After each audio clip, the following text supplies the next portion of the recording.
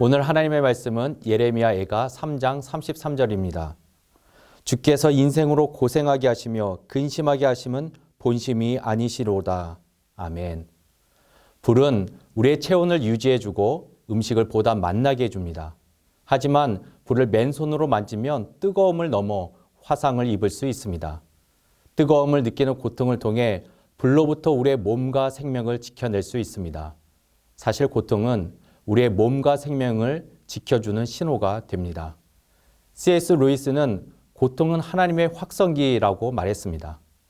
우리의 삶에 돈이나 인간관계, 건강 등의 문제가 끊임없이 찾아올 때 힘들고 아픕니다. 즉각적이고 물리적인 고통은 바로 느낍니다. 하나님께서 때로는 우리의 육체를, 우리의 상황을 건드리시면 고통을 느낍니다. 지금처럼 코로나19로 인해 우리의 일상의 많은 변화로 인해 고통을 느끼면 분개할 수 있습니다. 하나님 왜입니까? 라고 따질 수 있습니다.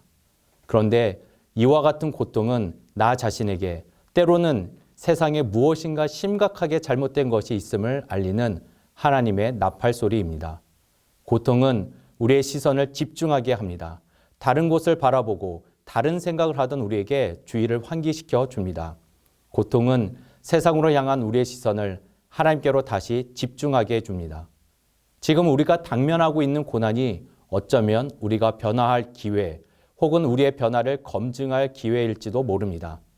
그리스도인들은 고통과 시험을 변화의 기회로 삼을 수 있어야 합니다. 그럴 수 있는 이유는 하나님께서 우리 인생에 고생을 허락하시되 이는 본심이 아니라는 사실 때문입니다. 메시지 성경은 오늘 말씀을 이렇게도 표현합니다. 그분은 우리에게 고난을 주시고 난관에 봉착해 하는 것을 즐거워하지 않으신다. 본심이 아니시다라는 것은 비록 하나님께서 우리에게 고난을 주시지만 우리가 당하는 그 고통에 대해 즐거워하지 않으시다는 뜻입니다. 하나님의 마음, 곧 그분의 성품 가운데는 우리를 근심하게 하지 않게 하시려는 본심이 있으십니다. 하지만 다른 하나님의 성품 가운데 그분의 거룩하심과 의로우심 때문에 우리를 근심하게 만드시기도 합니다.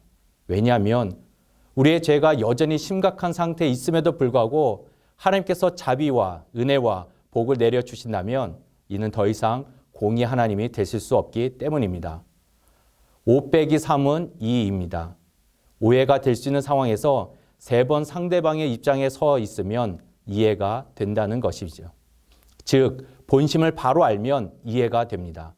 하지만 본심을 바로 알지 못하면 오해하게 되어 그동안 내가 잘해주었는데 어떻게 나에게 이럴 수 있지? 하는 마음에 섭섭해하고 분노의 마음이 듭니다. 하나님께도 마찬가지죠. 하나님께서 고난을 주신다는 것은 곧 하나님께서 모든 상황을 주관하시는 분이심을 말씀합니다. 고통이 당분간 지속될지 모르지만 한 가지 확실한 것이 있다면 하나님의 본심은 우리를 영원히 징벌하시지 않으시다는 것입니다. 고난까지도 주관하시고 그 고난을 겪게 해주신 것도 즐거워하지 않으시다는 사실이 우리에게 소망이 됩니다. 하나님은 신실하신 분이시며 하나님께서는 그의 자녀를 영원히 버리지 않으십니다. 우리가 이러한 믿음으로 고통을 이길 수 있는 그러한 힘이 되는 것이죠. 이러한 소망과 믿음이 하나님께로 온전히 돌아갈 수 있게 해줍니다. 우리에게 잠시 고통을 허락하실지 모르지만 때가 되면 우리에게 긍휼을 베풀어 주실 것입니다.